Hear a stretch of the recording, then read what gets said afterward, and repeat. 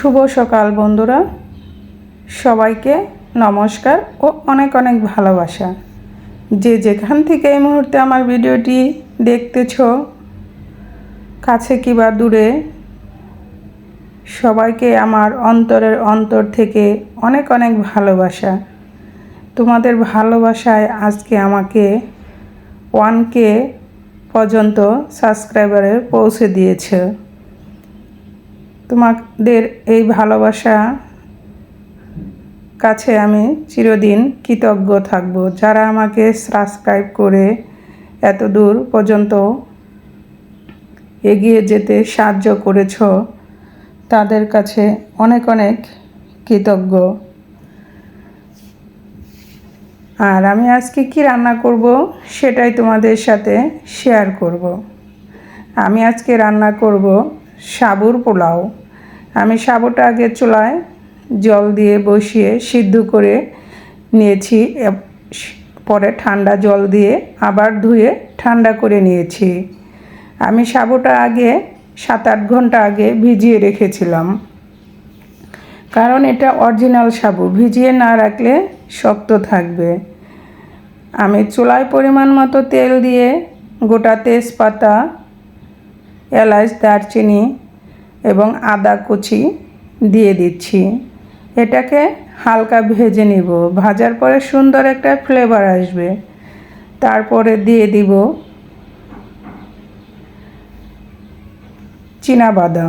চীনাবাদাম দিয়েও আমি 1 মিনিটের মতো ভেজে নেব।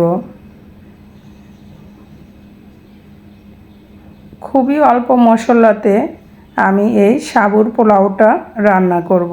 সাথেই থাকো আর দেখতেই থাকো আমি কিভাবে সাবুর মজাদার পোলাওটা রান্না করি।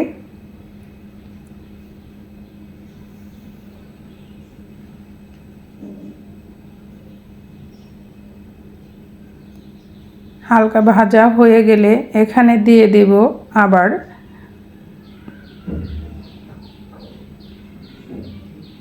আলু কুচি। আমি আলুটাকে এভাবে কুচি কুচি করে কেটে নিয়েছি। আলু কুচি আর দিয়ে দিলাম কাঁচামরিচ। এখন এইসব উপকরণ দিয়ে ভালো করে ভেজে নেব।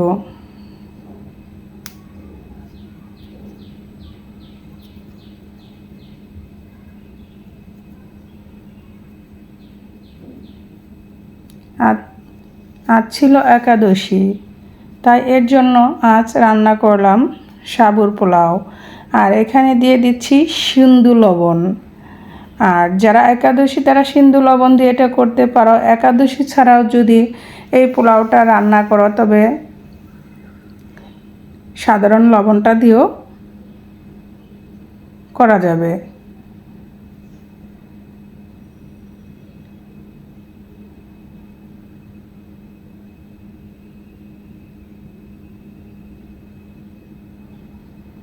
আলুটা প্রায় ভাজি হয়ে আসছে। ভাজি হয়ে আসলে এখানে দিয়ে দিব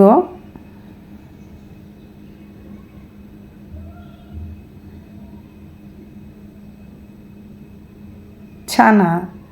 ছানাটা আমার আগে কেটে রাখা ডিপ ফ্রিজে এভাবে রেডি করে রেখে দিয়েছি। এখন ছানা দিয়ে আরও কিছুটা সময় নেড়েচেড়ে এভাবে ভেজে নেব।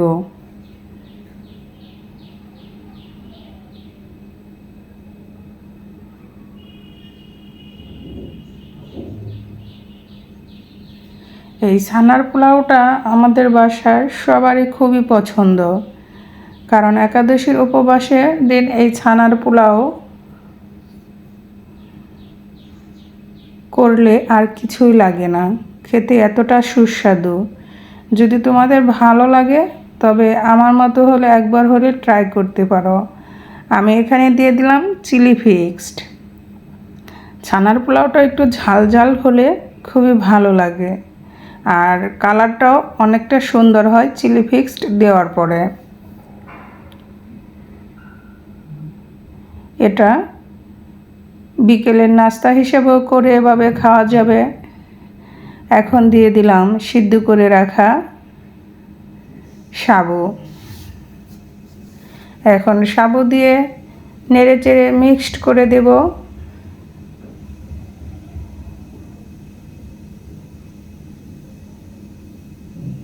দেখতে পাচ্ছ বন্ধুরা, সাবুগুলো কেমন ঝরঝরে হয়ে যাচ্ছে। এখন নেড়েচেড়ে আর একটু রান্না করার পরে আরও ঝরঝরে হয়ে যাবে। এই ছানার পোলাওটা রান্না করা খুবই সহজ।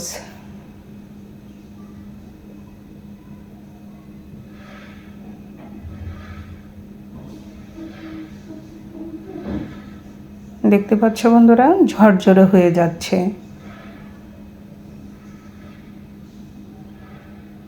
একদম অল্প উপকরণ দিয়ে ঝরঝরে তৈরি হয়ে গেল সাবু দিয়ে ছানার পোলাও। আর নামানোর আগে আমি দিয়ে দিব এখানে 2 টেবিল চামচ পরিমাণ ঘি।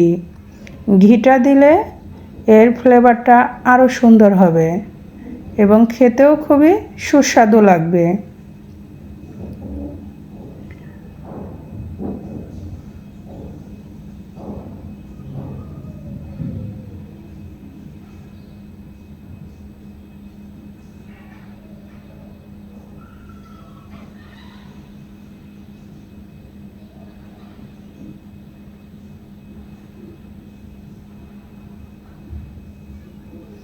এভাবে নেড়েচেড়ে নিতে হবে যাতে নিচে লেগে না যায়।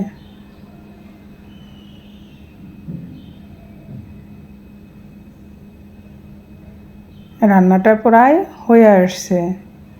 এখন আমি দিয়ে দিচ্ছি 2 টেবিল চামচের মতো ঘি।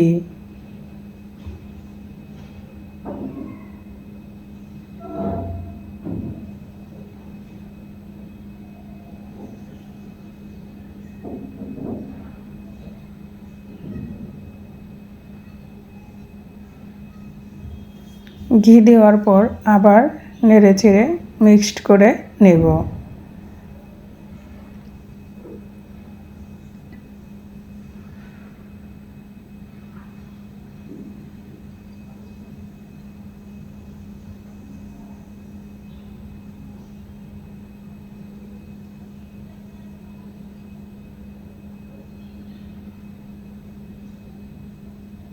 আমার সাবু দিয়ে ছানার পোলাওটা কেমন হলো অবশ্যই আমাকে কমেন্টস করে জানাবে।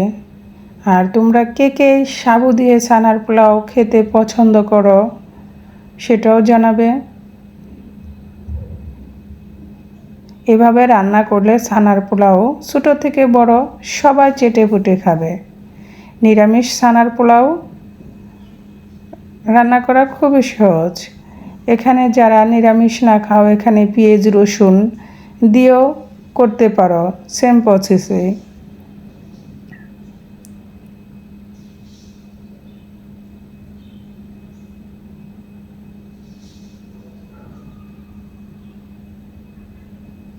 আমি এখন চুলা থেকে নামিয়ে নেব। দেখতে পাচ্ছ বন্ধুরা কতটা ঝরঝরে হয়েছে। ঠান্ডা হলে আরও ঝরঝরে হয়ে যাবে।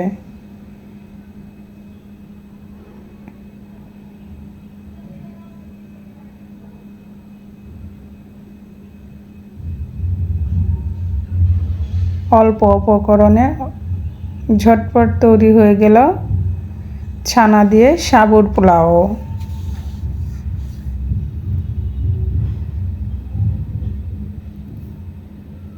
তবে যে যেখান থেকে এই মুহূর্তে আমার ভিডিওটি দেখতেছো সবাইকে অনেক ধন্যবাদ।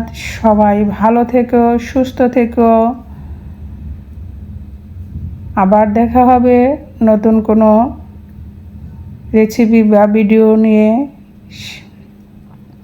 আজকের মতো এখানেই